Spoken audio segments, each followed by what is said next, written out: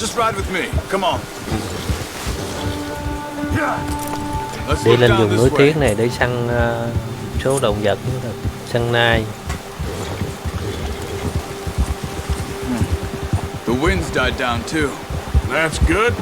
No wind at all is bad, but if it's too strong, they won't move. Now shh. Stay quiet.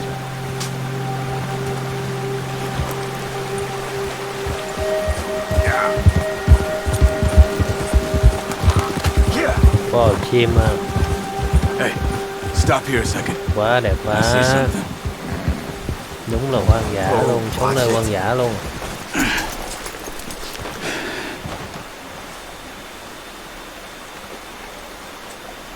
There's deer been here recently. How can you tell? How can you not? Let's walk it from here. Con ngựa kìa. You're gonna need the bow. Don't leave it on your horse. A gun will scare everything around. Đợi con ngựa lấy cây cung á. Well, there's no point setting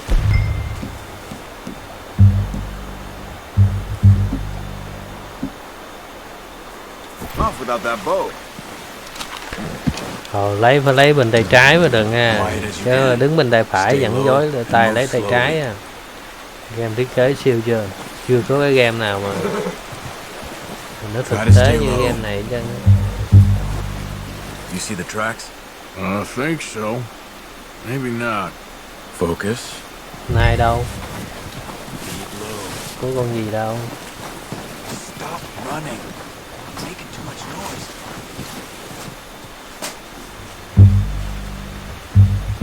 Đâu thấy con gì đâu. Giờ mình đi tìm con nai để mình bắt về làm thịt cho ở nhà là 12 người ăn, mà ăn trong 50 ngày, ăn trong 2 tháng. Đo đằng trước có con nai rồi đó. Giờ sao đây? Down there. You see him? Are you ready with that bow? Try to hit him Hôm này with the mình neck phải đi or lại head. gần mới được. Quick and clean. Đi lại Get gần good phải tension không? on the string before releasing. Just don't overdo it. Cái phím cúi xuống là phím nào ta? D hả? Take the shot. F hả? Q hả? X.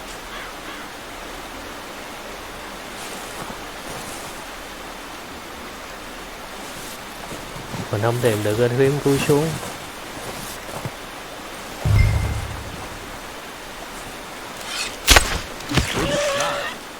Now let's try for another. Chết rồi.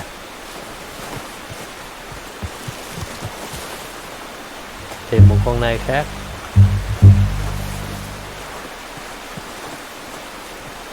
Đó, trên bản đồ nó có cái dấu chân sói.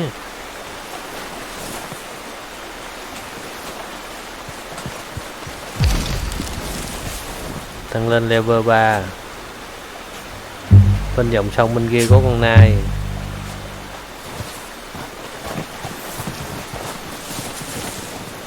Cái nút cúi xuống là cái nút nào quên mất rồi.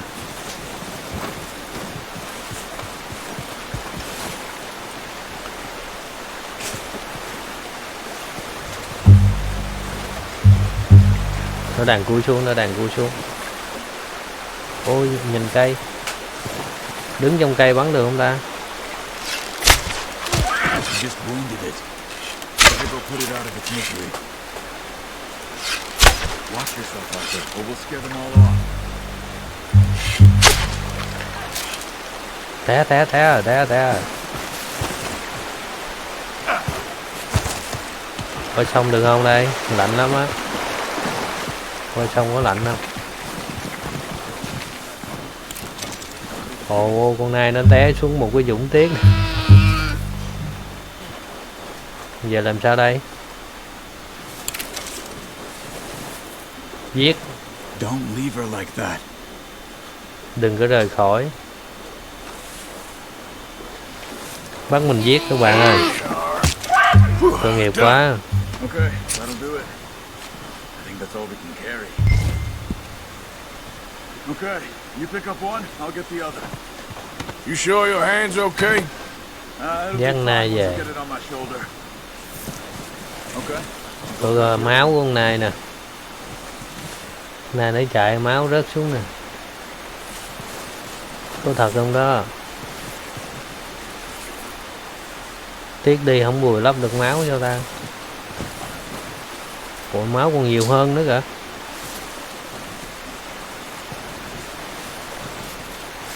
Máu còn nhiều hơn nữa nè. Máu con nai chảy thấm ướt tiếc hết nè.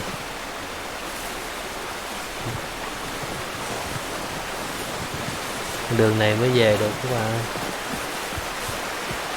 Hồi nãy bắn trên vai của con nai là cái vết thương nó còn á.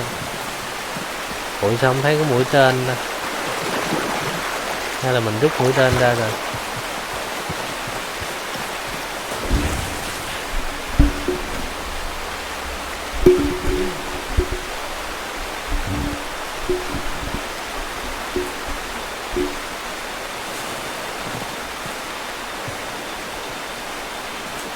Đi về chỗ ngựa, chỗ vàng vàng nè. Chạy thôi.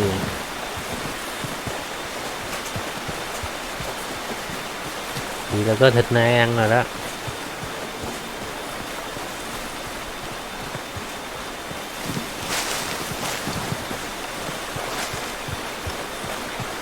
Come on, throw that deer and let's go.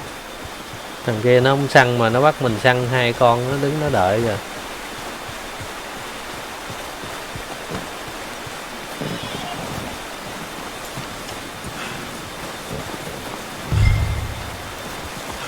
Ủa cái gì mờ mắt hơn? Sao mờ mắt hơn? Hết thị lực. B Caro Stone R. Oh boy. Đem Ready to head về back thôi. when you are. Come on, man. Let's Vậy là head có back. thịt nai ăn rồi các bạn.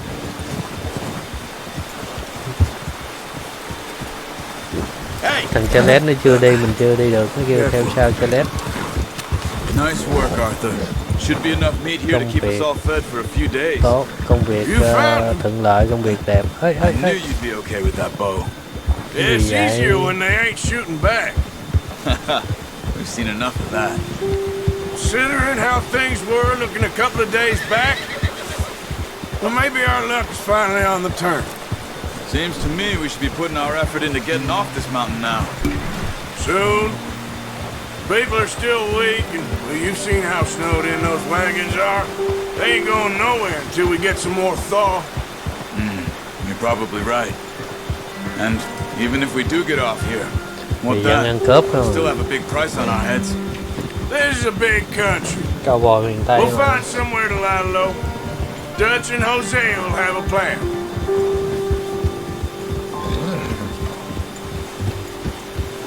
You notice how Pearson's had a bottle in his hand ever since we fled Blackwater?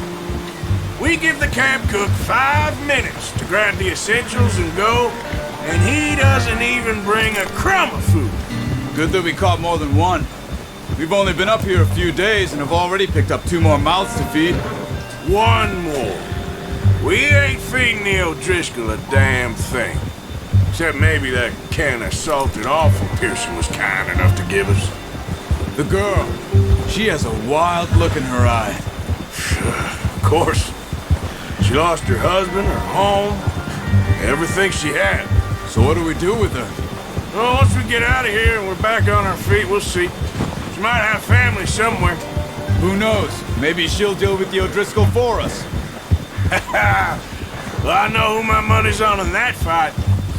He's weak, but that makes him much more useful. Maybe we can get to them before they get to us. What is it with the O'Driscolls? You ain't dealt with them? I suppose. Hell, we ain't run into them much the last 6 months. I guess because they've been over this way. Yeah, I've heard a lot of talk about them. Well, Đường này sao đó. we've been scrapping over scores with them for years. Big gang. Nasty Thôi sons đằng of kia có con bitches. gấu à. Their leader, Combe, and Dutch go way back. And not in a good way. A proper blood Đằng kia có feud. con gấu á. Watch out! Bear up ahead. Let's see if we can find another way around. Đợi cho con gấu đi thì nó mới đi được. Must be real hungry. Stay well back. Spring storms like this are the worst for animals that sleep all winter.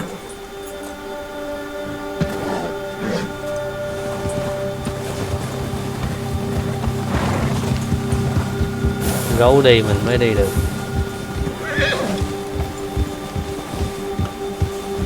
Nó gấu đi rồi đó. Tầm này thì chưa săn được con gấu đâu. Off the trail.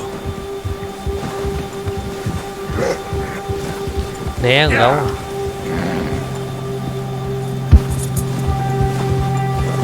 Con gấu thì đã spot kia cho ngựa khi mà ở gần.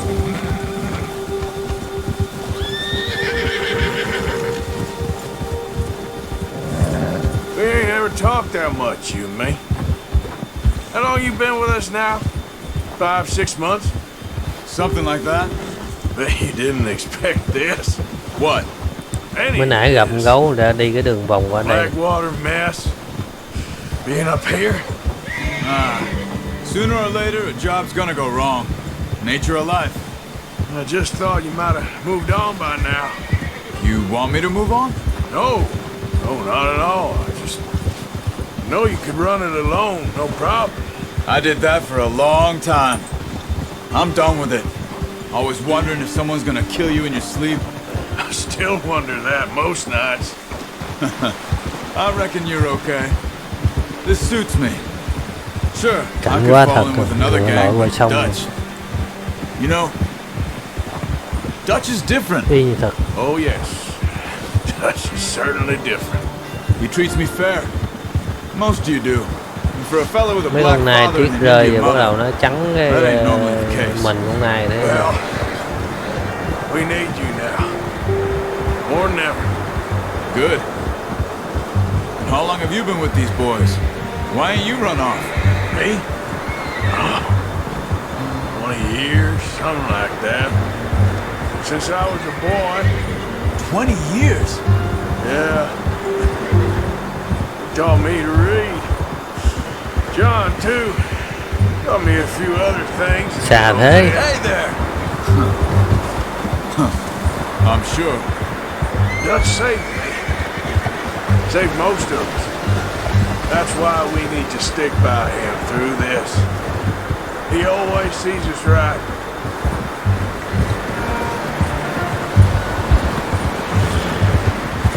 Yeah! How's that new horse? He's all right. He'll do for now. I appreciate you letting me take Taima the other night. She's a strong one. Xa ghê luôn. It's been as hard on the horses as on the rest of us. I don't know what Dutch would do if something happened to the Count. Same with Bill and Brown Jack. He's a drunk, miserable bastard, but Tới nhà rồi. he loves that horse. I hope they all make it. I tried to ride the Count once. Hucked me faster than a bull. Won't take nobody but him. Mình xây nhà gỗ. I'm gonna hitch Taima over here. Brought some food back, boys. Kêu buộc ngựa lại. Come on, let's get these over to Pearson. And thank you for showing me how to use the bow properly. I only showed you a little. Takes a lifetime of practice to master. Bấm bây giờ để dắt nai vô. Nai tiết phủ đầy chứ không? Có thịt nai ăn rồi. Well, tốt. Just drop it down in here. What a surprise. Find a camp rat loitering around in the kitchen. Is that any way to greet an old friend? I feel like we haven't spoken for days. I do my utmost to avoid. He loves me, really. It's his sad way of showing affection. No, it isn't. Now shoot, get lost. Well, see you gents later. See, you got on just fine. Charles is a wonder. Have a drink, boys. You earned it. Jesus, what is that? Navy rum, sir. It's the only thing. The only thing. Uống rượu. Keeps you sane, it does. Thở ra khói không à. Seems to have done a treat on you. You go rest that hand, Charles. You'll be fine in a few days. Mind helping me with the skinning, Mr. Morgan? It's easier if we do it together. Do I get to skin you? You're always one with the jokes, aren't you? Come on. This really isn't a job for a man with a burnt hand. I'll see you both later. You skinned that one you dumped on the floor there. Lột da nai của mình.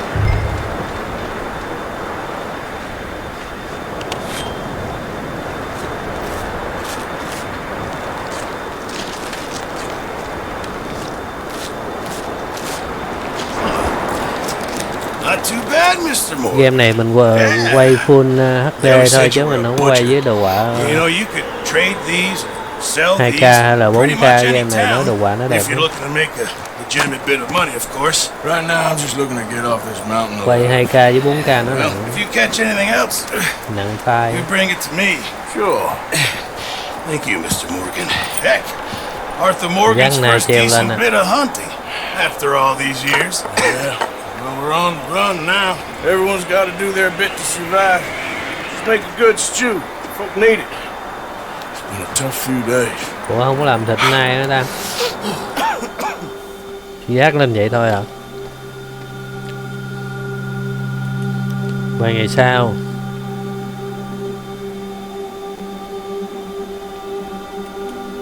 It's been a bad few weeks, but Dutch, being Dutch, he is busy making plans, and Người ta bận làm nó Dutch bận being đồ. Dutch, those plans involve robbery and dreams.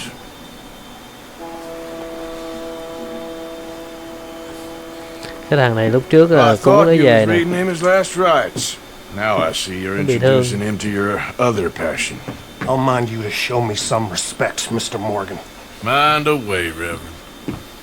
You're still here then? I owe you. Yeah. And you'll pay me. But for the moment, just rest. Arthur, I think it's time for the train. Want me to come? Of course I do, but look at you. I was always ugly, Dutch. It's just a scratch. Don't lie still, son. Hello, Abigail. Jackie. The boy wanted to see you, John. He's seen me now. What's left of me. What about you? Guess I was hoping to see a corpse. Bide your time. You'll see plenty of them. You're a rotten man, John Marston. He is an idiot, Abigail. We all know it. Now, railway men. Bill, now you ride ahead and set the charge at the water tower just before the tunnel. Ain't a problem. Đầu đi chiến đấu nữa rồi. Weather's breaking, we could